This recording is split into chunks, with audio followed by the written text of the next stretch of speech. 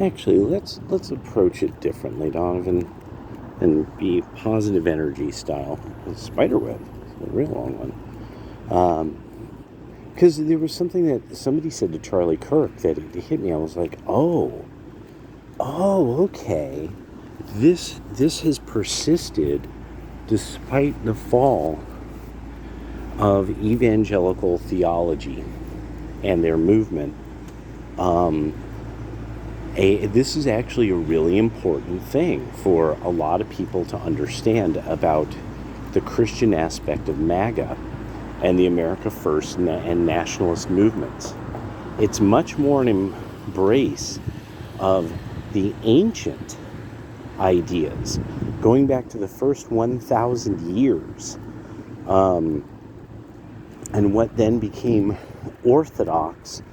And really, I mean, just the fact that the Pope right now, people are saying, is the Pope trying to reunite the two churches? The fact that that's even being discussed, this has happened. Think about the amount of time that's passed between popes. And then now, this one with what is people know is a youth male movement back to an old form of Catholicism, and then an explosion in conversion to Orthodoxy, Greek and Russian Orthodox and others. And you know, these aren't like gigantic numbers where it's legions, you know. No, but it's enough that these organizations are noticing it. That they're like, there's young people showing up. Like we should, you know what? 20-somethings are showing up. A big part of this, well, the left made having fun not fun. You made the sexy disco dance no longer sexy. Now it's just something like just weird. It's always weird. People who are drunk, high, and weird, and not really good shape. And the hotties are really resentful. And then you know, there's all kinds of P. Diddleys out there. You know, the women are like, look at his car, look at his chain. What, baby? What's that for? You know. Anyway. I'm kidding. I'm joking. But what the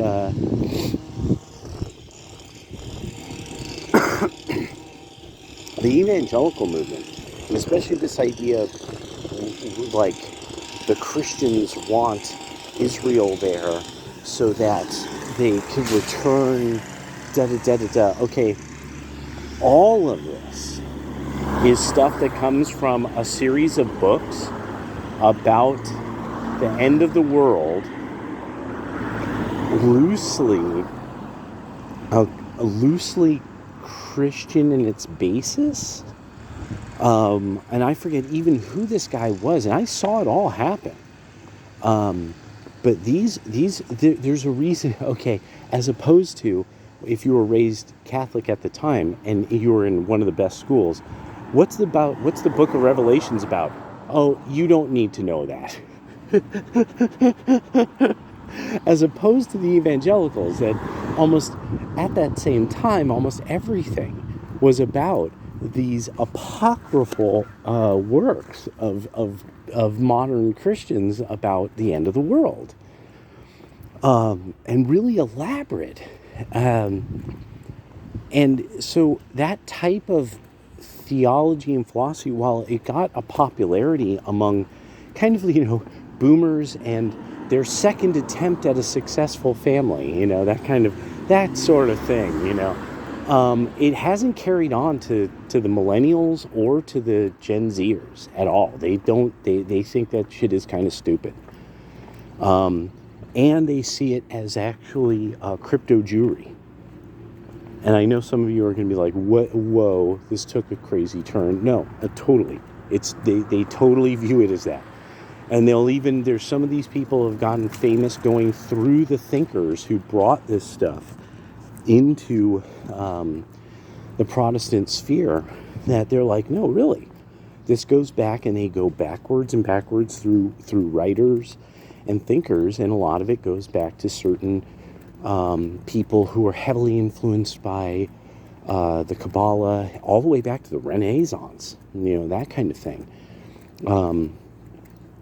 And so, yeah, and it's because, and they'll do it through like citation. They'll cite things that they're like, now at the time, this person's citing this. Well, at the time, in Belgium, there's this guy who's this he's a popular blah blah blah, and this is his, and which is almost absolutely the same structure as, Joachim de Fiore's, da da da da da da da, and so a lot of what people think they know about what Christians want of Israel, stuff like that, you don't get. No, now all Christians on the right can disagree with each other, and it's okay. Because they have national interests.